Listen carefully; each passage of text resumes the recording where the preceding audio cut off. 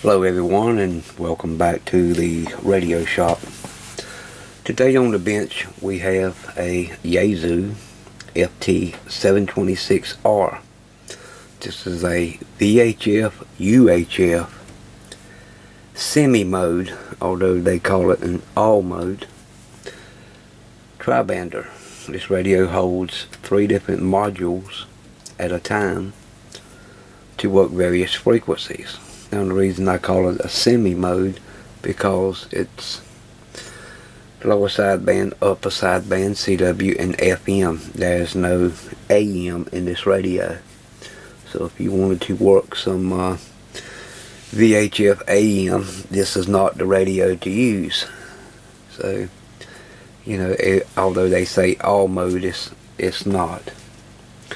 Another thing on this radio, these radios are 30 plus years old. And they were okay when they came out, but these radios, they do not age well. There's a lot of problems that happen. The power supply isn't the best in them. Leaky capacitors on the board. All kinds of issues show up with these things from time to time. A lot of times you'll find that the VFO will not even work. Turn it on, turn it back off, and it'll go back to work. And all this goes with the way Yaesu made these connectors and pins inside that they corrode. But one of the things that I have been asked several times is about the modules. Now, when they built these radios, they built a VHF module and they made 2 UHF modules. They also made the 50 megahertz module for 6 meters, which this radio has. And they made an HF module that covers part of 10 meters. But the biggest thing I wanted to concentrate on today is the UHF module. There was actually 2 versions of the UHF module. One covered 430 to 440 and the other one covered 440 to 450, and depending on which ones you had, depending on how you would run the radio. When I first got into ham radio, VHF, UHF was my goal that I liked. I got into working satellites, and as you know, with the satellites like AO7, you had to get down to 432 megahertz on AO7. So the 430 to 440 module worked fine for this. But if you have one of them now and it's working pretty good, and you have the 430 module, finding the 440 module could cost you several $100s on eBay. Well, there is a mod for the modules to convert them back and forth, and it's simply, if you look in the service manual, it'll show both modules, and there's some diodes in there that can be replaced or removed to give you your band that you need. Or you can also do what I did to this one and mod it so you can use both.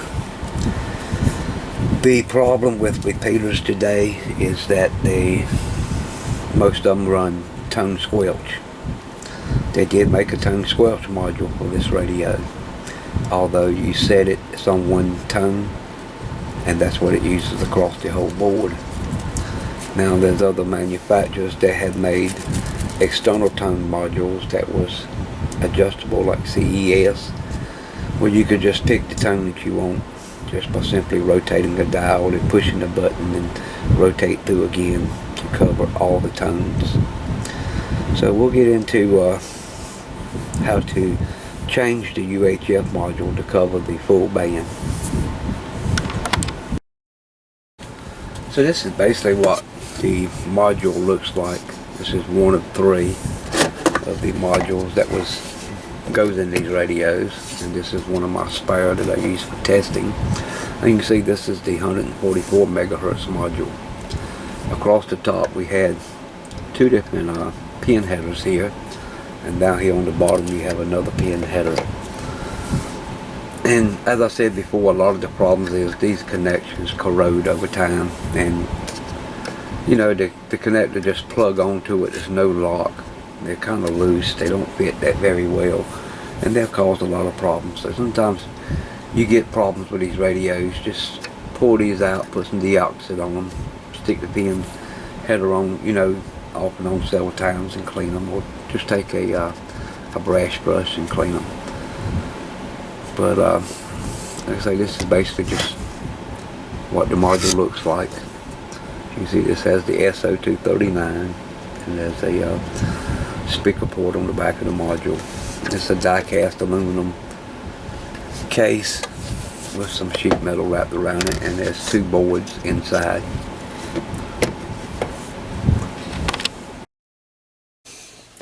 Now this is the main receiver board out of my other FT726 that was in this shape when I bought it. The radio did not work. Luckily, I was able to go on eBay in the UK and found someone that had a brand new, never used board before. And the reason for that is that folks would buy radios like the FT726R, and then they would also order replacement boards because there was just no one to work on them over there. So all they had to do was swap out the boards, and all this is plug in.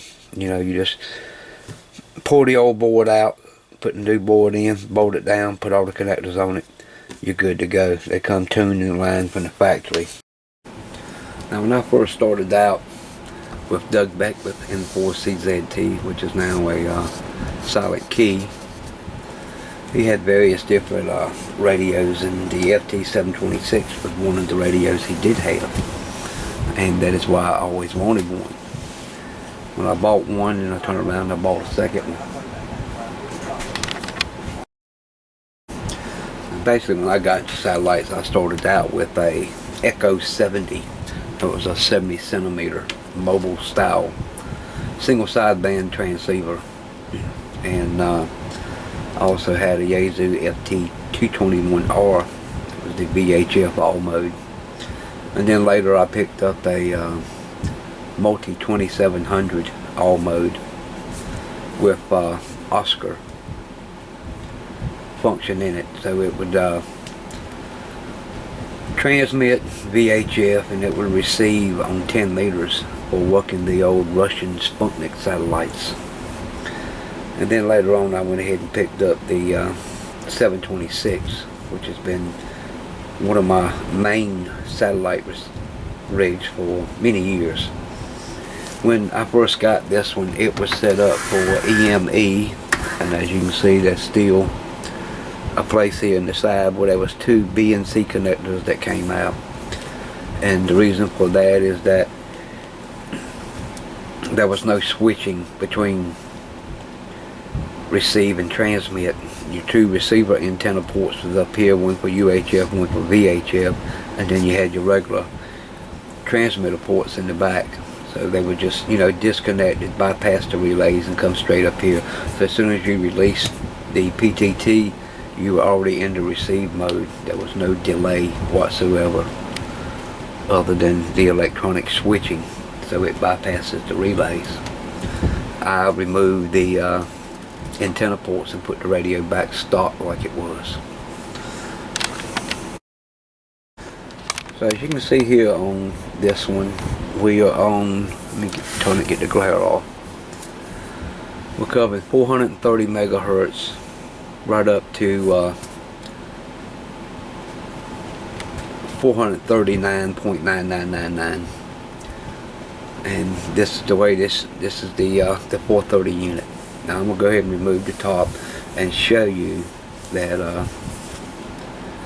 how to switch it over. So just so you can see, there's no hanky-panky going on. You can see right there, that's the 430 module, and there's a switch on it. Now over here behind the meters, there is your memory reset switch.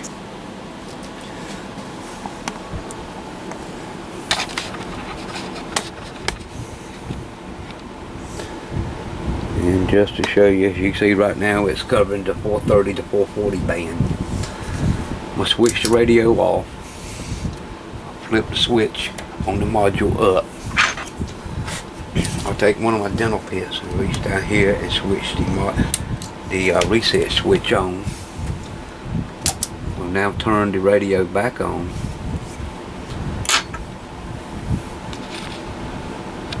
We'll go back up to the 400, and now you can see it's covering 148, and it'll go right on up. Alright, there's 143. Wait a minute, let me get this right. Alright, that's 440 to 449.999. So now we're covering the repeater frequencies. So as you can see, no hanky-panky, just flipping the switch. And once you flip the switch, you turn the power off and you turn the reset back over to the off position. And now it'll stay on the 440 to 450 side. So it wasn't hard to do. I went ahead and removed the bottom cover. As you can see, this is our 440 or 430 unit here, and you'll need to remove this one screw, and then there's some screws in the back to take this module out. So I went ahead and removed the 4 screws out of the back of the module, right through the back plate. Now we need to go in here and disconnect these cables from it.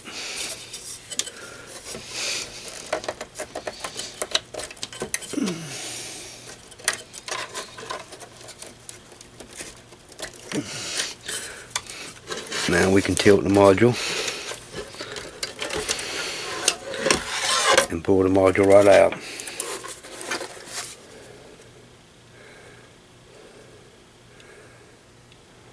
Okay, D21 installed for 440.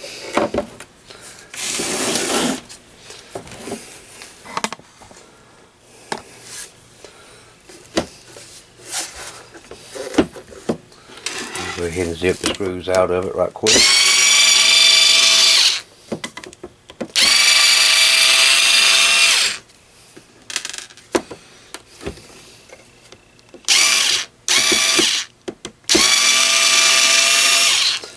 I usually don't use power tools to do this with, but with the problems I'm having with my hands at the moment, it's helping quite a bit.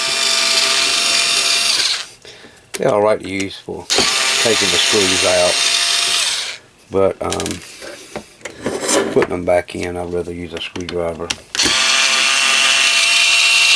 just so that no bolts are stripped off or anything. Okay, and go 4 here on the end.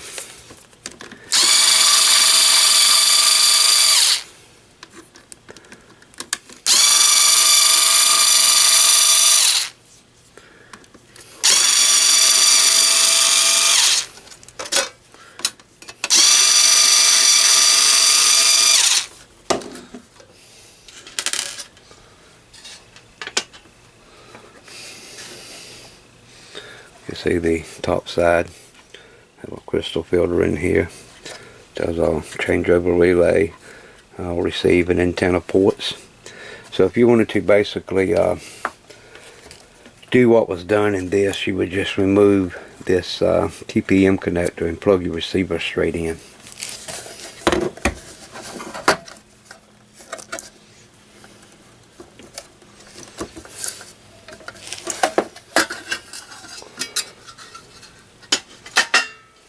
Okay. Now, here we have some small screws that's got to be loosened up on the side.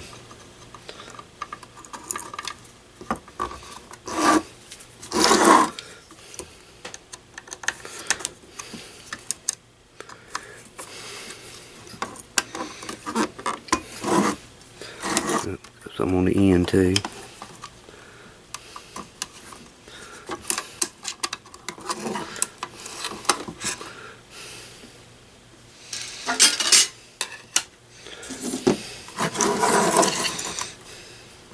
Okay, let me reposition the camera. So basically, to do this modification, I'll show you what we have here. With the module facing you, antenna port on the top left. Just get you in the orientation of the board you need to be in. Down here on the bottom left corner, you will see some diodes down here. Here in this part. And it'll be from D18 right on down over and back up to D25. And this is what you need to achieve.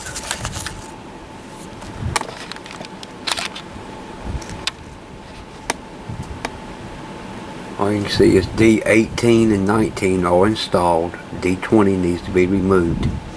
D21 is the one that you would cut and put a switch in. D22, 23 is installed. 24 and 25 is removed. So if your module has those diodes in it, this will have, now the European version will have different diodes in it.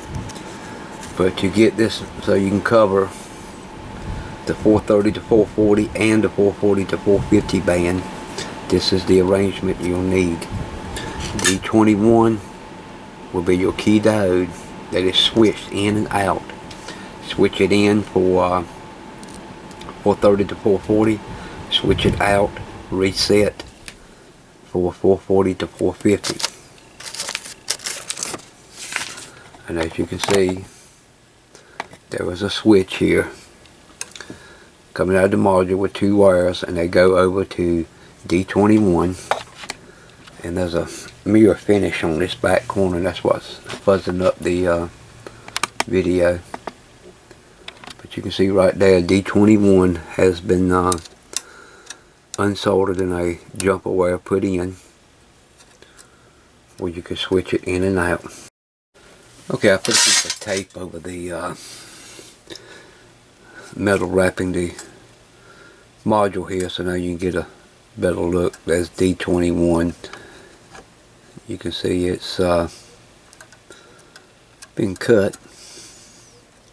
Well, actually it was desoldered and another piece of wire come up, and this was switch wire was soldered to it. But now you can see just how it is. D20 has been removed.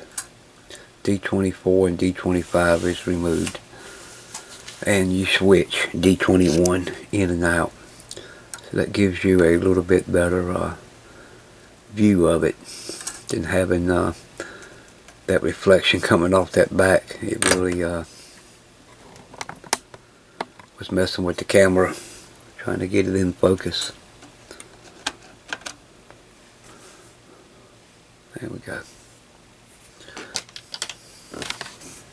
So why not put the switch on the outside of the radio? Well, you have to remove the covers to switch to reset. This modification will not work unless you reset the radio from either band. If you got the radio set up for 430 to 440 and you want to go to 440 to 450, turn the radio off, flip the switch, put the reset switch over here in the on position, turn the radio on, you're down, reset, turn the radio off, turn the reset switch off, turn the radio back on, you'll now cover the other band, and vice versa to go back to the other band. So you have to remove the cover anyway to flip this switch.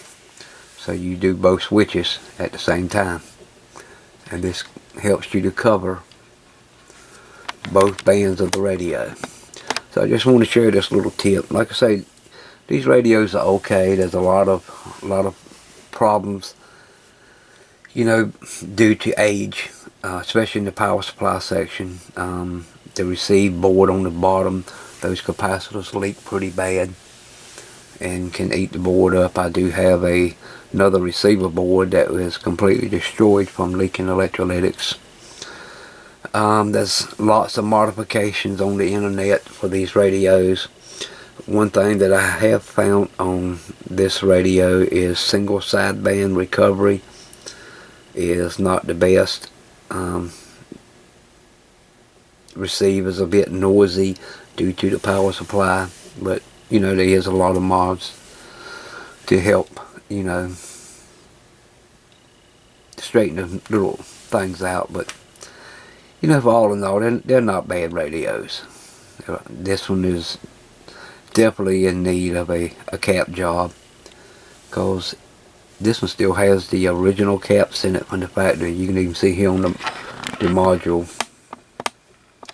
the old yellow caps that came in it, you know, from original. A lot of 10-volt caps in this thing too that caused a lot of issues. So you know, if you do get one of these, don't expect the best quality that you can get. You can't expect it to be from what it was from the time period, but you know, there's a few other better options on here. But being a Yaesu collector, I still like them. Anyway, I hope that this little bit of tip was useful to some of you, and if you have one of these, you now know how to switch that 430 module over to cover the other bands. Anyway, if you like the video, let me know. Leave your comments down below, and we'll see you in the next one.